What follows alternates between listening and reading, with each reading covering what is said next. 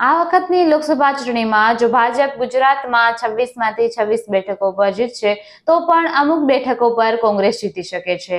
આવો જાણીએ શું છે કારણ, શા માટે હું કહું છું કે કોંગ્રેસ પણ જીતશે। નમસ્કાર, હું છું ઈમાની, આપ જોઈ રહ્યા છો ન્યૂ ગુજરાતી ન્યૂઝ।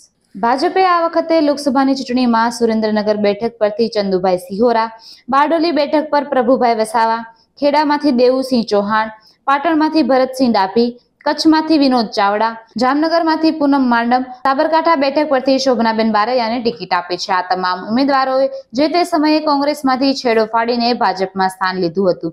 એવી જ રીતે વિધાનસભાની ખાલી પડેલી 5 બેઠકો પૈકી 4 બેઠકો પરથી પેટા ચૂંટણી માટે ભાજપે કોંગ્રેસના 4 પૂર્વ ધારાસભ્ય, વિજાપુરના સીજે ચાવડા, પોરબંદરના અર્જુન મોઢવાડિયા, ખંભાતના ચિરાગ પટેલ અને માણાવદરના અરવિંદ લાડાણીને ચૂંટણી મેદાનમાં ઉતાર્યા છે, જેઓ મૂળ કોંગ્રેસ ગોત્રના છે।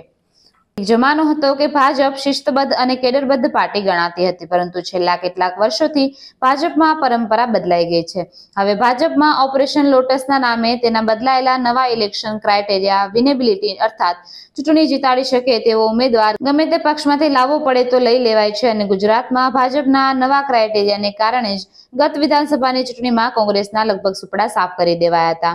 બલકે એમ કહેવાતું હોય છે કે હવે ગુજરાત કોંગ્રેસ મુક્ત થવાને બદલે ગુજરાતમાં ભાજપ જ કોંગ્રેસ યુક્ત બની ગયું છે। હાલની ગુજરાત સરકારમાં 9 કેબિનેટ મંત્રીમાંથી 3 કેબિનેટ મંત્રી તો કોંગ્રેસમાંથી આવેલા છે, જ્યારે રાજ્ય કક્ષાના 2 મંત્રીનું ગોત્ર પણ કોંગ્રેસનું જ છે, જેમાં કેબિનેટ મંત્રીઓમાં રાઘવજી પટેલ, બળવંતસિંહ રાજપૂત અને કુંવરજી બાવળિયા છે, જ્યારે રાજ્ય કક્ષાના 2 મંત્રીમાં ભીખુભાઈ પરમાર અને કુંવરજી હળપતિનો સમાવેશ થાય છે। આ તમામ પૂર્વ કોંગ્રેસીઓ જે તે સમયે પોતપોતાના મત વિસ્તારોમાં કે પોતાના સમાજમાં કોંગ્રેસના કદાવર અને મજબૂત નેતા ગણાતા હતા, પરંતુ જે તે કારણોસર તેઓ કાં તો કોંગ્રેસમાં તેમની જરૂરિયાત મુજબ કદર થઈ નથી। એમ કહેવાય છે કે છેલ્લા 1-2 વર્ષમાં ભાજપે તેના ઓપરેશન લોટસના ચક્રવ્યૂહથી લગભગ 75થી વધુ કોંગ્રેસી આગેવાનોને કેસરીયો ખેસ પહેરાવી ભાજપમાં સ્થાન આપી દીધું છે। આ અગાઉ પણ 2017થી 2021 સુધીમાં કોંગ્રેસના 20 ધારાસભ્યોએ કોંગ્રેસને તિલાંજલિ આપીને ભાજપનો ખેસ ધારણ કરી લીધો હતો। 2023માં કોંગ્રેસના આવા 4 ધારાસભ્ય ભાજપમાં જોડાયા હતા। જોકે ભાજપે આ પૈકીના 20 ધારાસભ્યોમાંથી 12ને 2022ની વિધાનસભાની ચૂંટણીમાં ટિકિટ આપી હતી, પરંતુ તેમાંથી 9નો વિજય થયો હતો અને 3 હારી ગયા હતા।